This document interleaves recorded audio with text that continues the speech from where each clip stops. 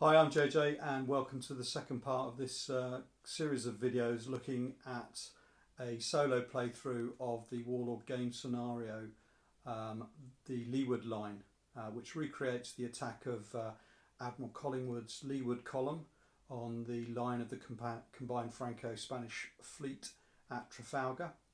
And we finished off in the first part of this video at the end of turn 2, just after Collingwood's Royal Sovereign had penetrated the line of the Franco-Spanish fleet, and he's got several of the 74s in his column coming up behind to support him in that action. So we're going to press on and start with turn 3. But before I did that, as I mentioned in the first video, I've been using Mark Adkins' Trafalgar Companion as a historical reference, just to sort of cross-check some of the details in this scenario. And it also makes really vivid reading when you're actually able to refer to some of the combatants who are actually involved in these tabletop fights that we're recreating here for real. Such a man was Midshipman George Castle, who was in command on the lower gun deck, the gun deck of 32-pounders on HMS Royal Sovereign, when she penetrated the line for real and started her epic battle with the 112-gun Santa Ana.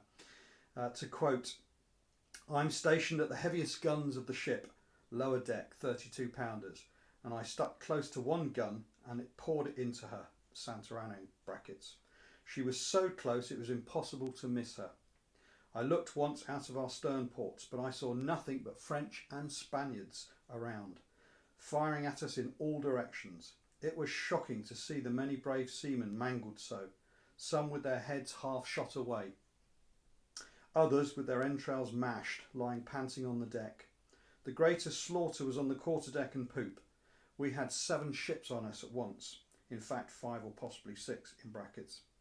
The Belle was next to us in the action, and she kept off a great deal of fire from us. Likewise the Tonnel."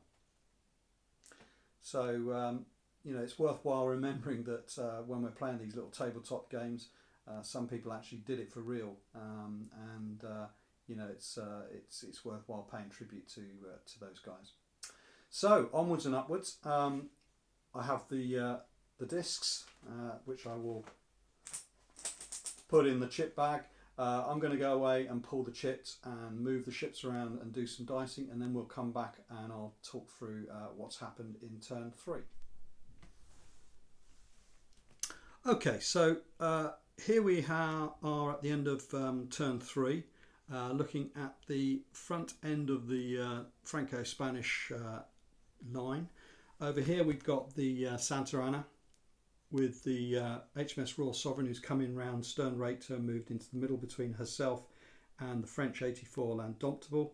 Next to the L'Indomptable we have the Belle, who's followed the Royal Sovereign through that gap. She bow raked the Forgo as she came through and got into a close range broadside with L'Indomptable, so that's quite an interesting scrap. These 4 ships here, obviously we've got the French frigate here, Corneille just keeping the well out of the way. Behind them we've got 3 other ships. The Forgo, as I've mentioned, on fire, has had a stern. She got stern raked by the Mars, HMS Mars, Captain Duff, who's burst through the line, also bow raking the Pluton, but ended up getting a broadside from the Spanish 74 Monarca. HMS Mars is in a pretty good state. The Forgo is sinking and is a bloodbath, so when the next morale chip comes out, she's going to strike. Her sister ship behind her, the Pluton, taking a bow rake from the Mars, has also had a close range broadside from HMS Tonon, who's coming in behind her, and she's also already got a fire on board. She's also in a terrible state. She's one away from being stricken, and like her sister ship up front, I'd be very surprised if she doesn't strike in the next go too. So there's 2 French line ships there that are pretty much out of this battle. And then a bit further back, HMS Tonon also took on the Algeciras, that's Admiral Magon's flagship, 2 exchanged close in broadsides. That's still a fight in being. Both ships are in a pretty okay state. They've taken severe damage, but on the odds, it looks like the Algeciras is probably going to come off second best. And then at the back here, we've got the Bahama. She's opened fire on the Colossus, but she's got Colossus and the Bellerophon closing down on her. So I think she's probably feeling a little bit out on a limb down the back there. So really, really interesting fight going on here. These close-in broadsides are devastating, but of course now pretty well all the crews are having to reload their batteries, which means you're not getting all the guns firing every time. But obviously with the British being better trained crews, are tending to get more of their guns loaded on target and hitting. So having caused the damage on their way in, they're ahead of the game already. So there we are, really interesting position at turn 3. Be interesting to see when the next morale check comes out, how many of these ships are still fighting and how many have struck. And we will find out whether this battle is pretty well over in the next turn, I think. So that's it for turn 3. Next up, turn 4. Okay, so here's the position at turn 4, and I'm going to end the game at this position because things have sort of like taken a turn, as I suspected they would do, fairly dramatically here. And basically what we're looking at here again is the head of the Franco-Spanish column, or line rather. So the Santa Ana, she got to fire first in the exchange with the Royal Sovereign. So the Franco-Spanish moved first and fired first. So they got their punch in first, as it were. She didn't do an awful lot of damage. She's so shot up by the time she came to deliver her other broadside from the starboard side of the ship that it was quite desultory in the end. But she did cause some hits on the Royal Sovereign, which resulted in the Royal Sovereign has 80% structural damage and has 60% crew casualties.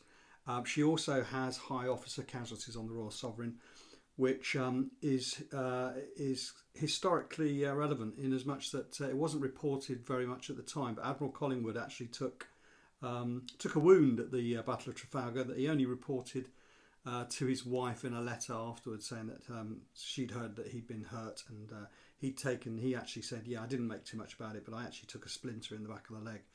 So that looks like that was actually captured in that little exchange there with high officer casualties on the Royal Sovereign.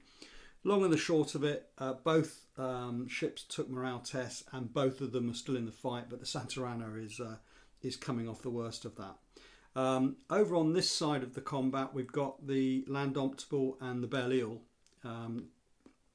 and here was a completely different result, in as much as the L'Indomptable took fire from Royal Sovereign. She took additional fire from the Belle Ile, which in the end resulted in her suffering 100% structural damage. So she's in a sinking condition. She's got 80% crew casualties, and in the final morale check, she struck. So she struck her colours. Belle Ile is close alongside, I would imagine, lowering boats, getting ready to take possession. And I can't see the Cornwall being able to interfere with that process. I would imagine British crews will be going aboard to help man the pumps and trying to keep the L'Indomptable afloat. But that would be for after the battle to test. In the centre here, we have the Mars, HMS Mars, coming through. Mars is fine. In fact, all the British ships are fine. She's got 40% structural damage, 40% casualties on her crew, a little bit of sail damage, but other than that, she's perfectly fine. She ended up swapping a broadside with the Monarca here, leaving the two French ships in a parlous state. Both of them are unfightable. Both of them have got fires raging. The Forgo at the back here is in a sinking condition. The Pluton is only slightly better off. She's one away from a sinking condition, 90% structural damage, 80% crew casualties. Both of them are wavering in that typically Gallic resistance, not striking their colours. but looking like they're not going anywhere other than probably below the waves at the moment.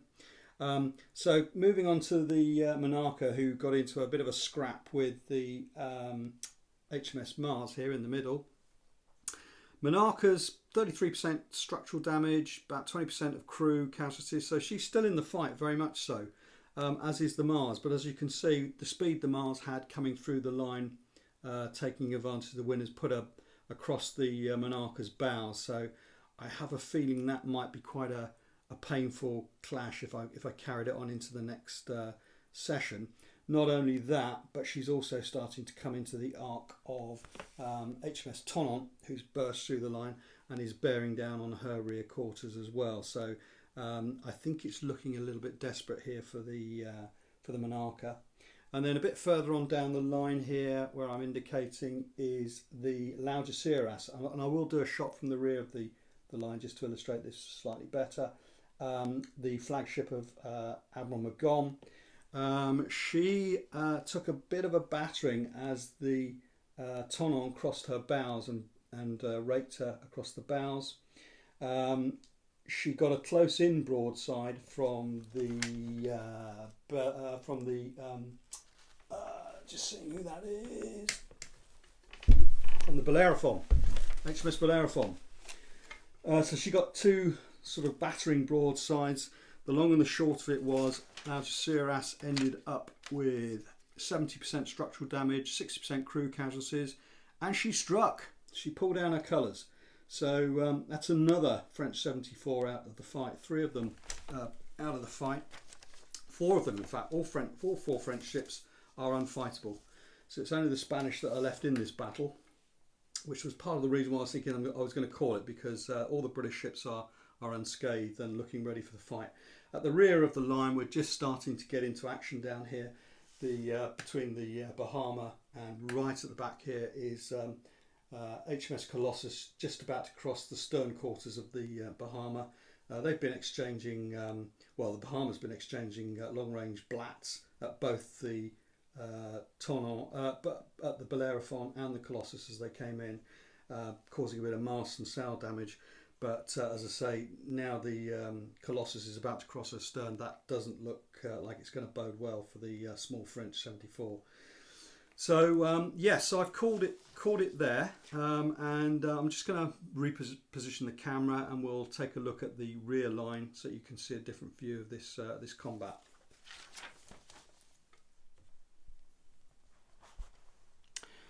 Okay, so here we can see the rear of the Franco-Spanish line. So if I start from the rearmost ship, there you can see HMS Colossus just about to pass the stern quarters of the Bahama, as I've described previously. So as I say, I don't think that's going to bode too well for the Spanish 74. Next ship along is the Bellerophon, who got on the speed and passed through between the Algeciras and the Bahama, delivering broadsides onto both ships. Not rakes. She wasn't in a position to fire at that time as rakes, so it was close in broadsides. But her fire contributed with the fire received from the Tonnant on the Algeciras to cause her to strike. So she's close in, no doubt ready to take possession of the French 74 at the close. And as I say, here we can see the Tonnant, who's passed between the Pluton and the Algeciras, delivering a bow rake into Algeciras as she went through, which really sort of like called curtains for it. So that's where it ended up. What I'll do is I'm going to put together a breakdown of the wins and losses, as it were, across the ships that have struck and damage wise, to come up with a calculation on the victory. But overall, this part of the Franco-Spanish line I think is pretty well done, and I can't see many of them being able to get away to the frigate line, with most of all the British ships now in a position to get to the leeward side of them to prevent any of their battered enemy escaping capture. So there we are.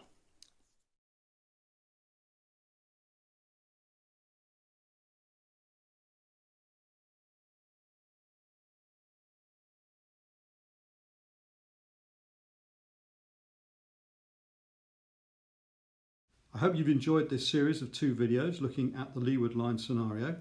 If you want to know more about the model ships featured in this game, or anything to do with Age of Sail wargaming, the books and modelling techniques, may I suggest you pop along to JJ's Wargames at jjswargames.blogspot.com.